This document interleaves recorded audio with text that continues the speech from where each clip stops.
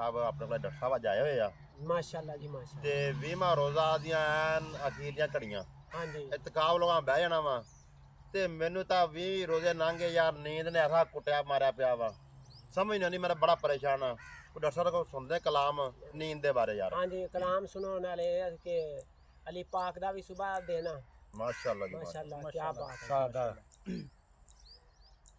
ਹੀਰ ਆਖਿਆ ਸੁਤੇ ਸੋ ਸਭ ਮੁਠੇ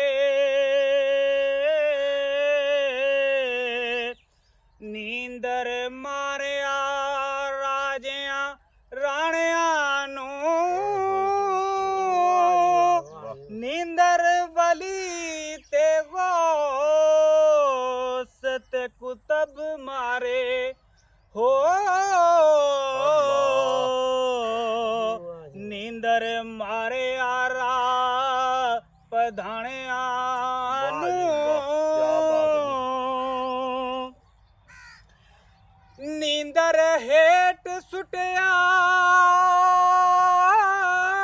ਸੁਲੇਮਾਨ ਤਾਈ ਅੱਲਾਹ ਦੇਂਦੀ ਨੀਂਦ ਛੁੜਾ ਟਕਣਿਆਂ ਨੂੰ ਨੀਂਦਰ ਜ਼ਿਬਾ ਕੀਤਾ ਇਸਮਾਈਲ ਤਾਈ ਕੀ ਬਾਤ ਹੋ ਅੱਲਾਹੁ ਯੂਨਸ ਪੇਟ ਮੱਛੀ ਵਿੱਚ ਪਾਣਿਆਂ ਨੂੰ ਸੁਭਾਨ ਅੱਲਾਹ। ਮਾਸ਼ਾ ਡਾਕਟਰ ਸਾਹਿਬ ਨੀਂਦ ਪੁੱਤ ਯਕੂਬ ਦਾ ਖੂਹ ਪਾਇਆ ਵਾਹ ਵਾਹ ਜੀ ਵਾਹ। ਸੁਣਿਆ ਹੋਸੀ ਯੂਸਫ ਦਾਣਿਆਂ ਨੂੰ ਅੱਲਾਹ। ਨੀਂਦ ਸ਼ੇਰ ਤੇ ਦਿਓ ਇਮਾਮ ਕੁੱਟੇ ਓਏ ਹੋਏ ਹੋ ਨੀਂਦਰ ਮਾਰਿਆ ਵੱਡੇ ਸਿਆਣਿਆਂ ਨੂੰ ਅੱਲਾਹ ਵਾਹ ਜੀ ਵਾਹ ਕੀ ਬਾਤ।